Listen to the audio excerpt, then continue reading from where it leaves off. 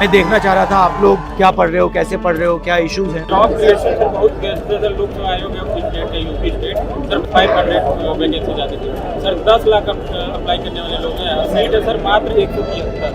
Backup है? Sir backup no backup. दिक्कत है सर कि हम कंप्यूटर ही छुए इंटर में। नीति निर्माण के स्तर पर सिविल सेवा में सचिव स्तर पे जैसे कि जो वंचित वर्ग है उसकी भागीदारी बहुत ही कम है, तो सर उनकी पॉलिसी कैसे हम लोगों के फेवर में हो सकती है? मेरी ब्रॉडली थिंकिंग है कि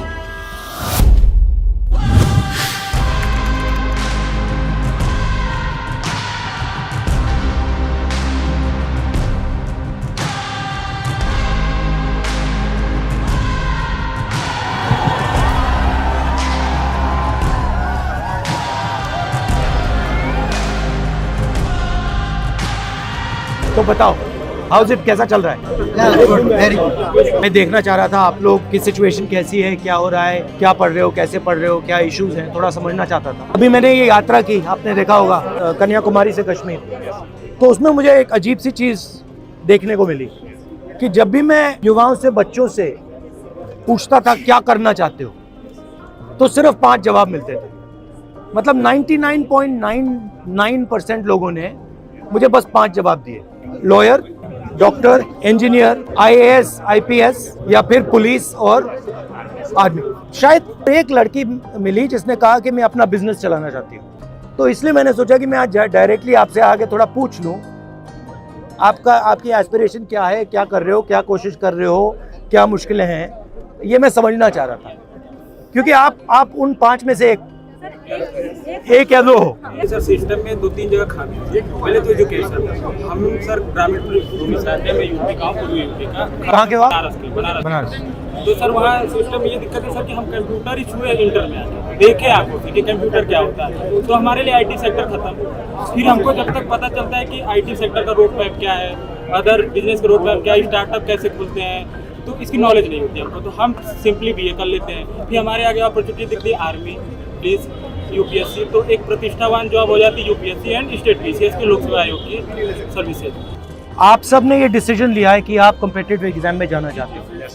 ये जो डिसीजन आपने लिया है, ये आपका डिसीजन है या समाज का डिसीजन है या मामा पापा का डिसीजन है या भाई का डिसीजन, किसका है?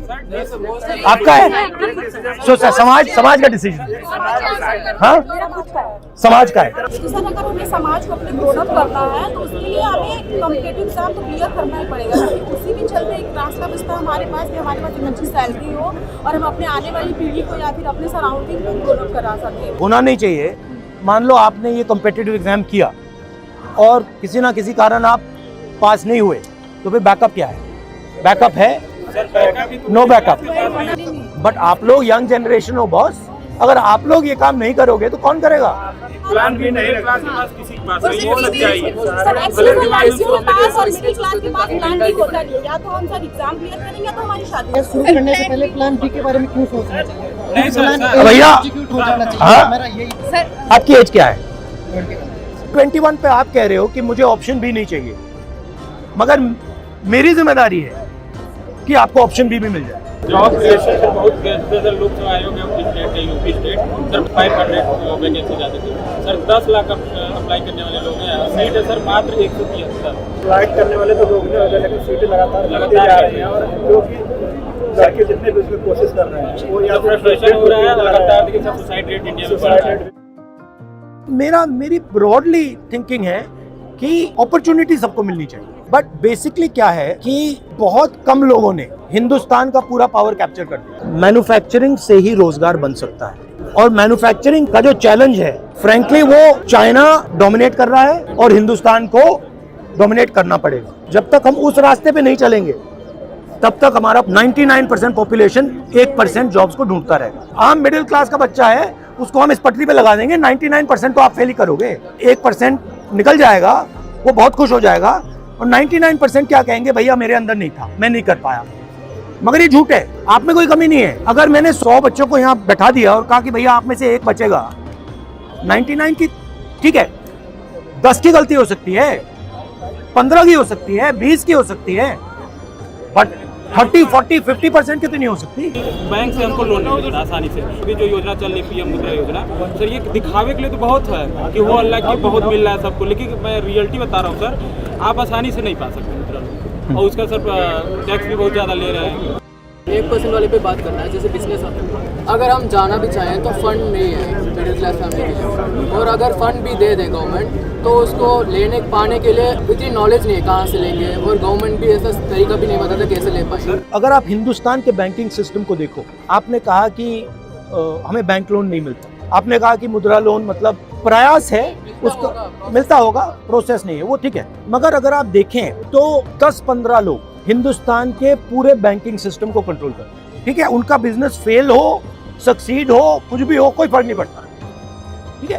तो पूरा का पूरा जो बैंकिंग सिस्टम है जिसको डिस्ट्रीब्यूट करना चाहिए, सबसे पहले वो बिल्कुल कॉन्सेंट्रेटेड हाथों में है, 5-10 लोगों के हाथों में। हम चूंकि सर ओबीसी कम्युनिटी से आते हैं, तो सर हमारे साथ पक्षपात हम हर जगह देख रहे हैं। जैसे ना कि मेरा मुद्दा ये है कि जैसे आपने कहा कि जो नीति निर्माण के स्तर पर सिविल सेवा में सचिव स्तर पर जैसे कि जो वंचित वर्ग है उसकी भागीदारी बहुत ही कम है, तो सर उनकी पॉलिसी कैसे हम लोगों के फेवर में हो सकती है? मैंने कभी कर्नाटक में बोला, सबसे पहले तो ये पता लगाना पड़ेगा कि हैं कितने लोग। अगर मतलब हम यहाँ कुछ बांटना चाहते हैं तो हमें ये तो पता लगाना पड़ेगा भैया यहाँ पे कितने कितने अलग लोग। तो मैं सोचता हूँ कि पहला कदम सेंसस। आपकी हड्डी टूटी है तो एक्सरे तो करना पड़ेगा ना, एक्सरे के बिना मैं वहाँ पे इलाज करना शुरू कर दूँ, कोई मतलब नहीं है। उसके बाद एक बार पता लग गया कौन लोग हैं, फिर पॉलिसी बनाने में आसान हो जाती है। मुझे बहुत खुशी हुई सर, मैं आपको बहुत सपोर्ट करता हूँ सर। पहले आप ऐसे नेता हैं जो राष्ट्रीय स्तर पर ये बात रखें। आप एज अ पॉलिटिशियन कैसे सजेस्ट करेंगे कि पॉलिटिशियन में कैसे करियर होना चाहिए? पॉलिटिकल करियर में भी अलग अलग तरीके होते हैं, तो मेरा तरीका थोड़ा अलग है। मेरी सोच है और ये नेचुरली मेरे अंदर है कि जो कमजोर है, जिसको अपॉर्चुनिटी नहीं मिल रही है, जिसको दबाया जा रहा है, जिसको डराया जा रहा है, धमकाया जा रहा है, उसकी रक्षा करना मेरे लिए पॉलिटिक्स है। सर कौन सा मोमेंट भारत जोड़ो यात्रा में आया था जिसने मतलब आपको झकझोर के रख दिया, जिसने आपको दुखी किया, और एक वो मोमेंट नहीं, बहुत सारे कोई एक नहीं, बहुत, क्योंकि एक्चुअली मुझे क्या लगा भारत जोड़ो में कि इतनी एनर्जी है देश में, मतलब अनलिमिटेड है और जाया हो रही है। सही दिशा में इस्तेमाल नहीं, मतलब जो इतना केपेबल लड़का है, लड़की है, उसके लिए रास्ता ही नहीं बन रहा है, वो धंसा पड़ा हुआ है, फ्रस्ट्रेट हो रहा है। तो ये मुझे मतलब, और ये हर स्टेट में था। राहुल मेरा 15 इयर्स का ड्रीम था आपसे मिलने का। अच्छा। फाइनली आफ्टर 15 इयर्स पूरा हुआ है। Okay, nice to meet you.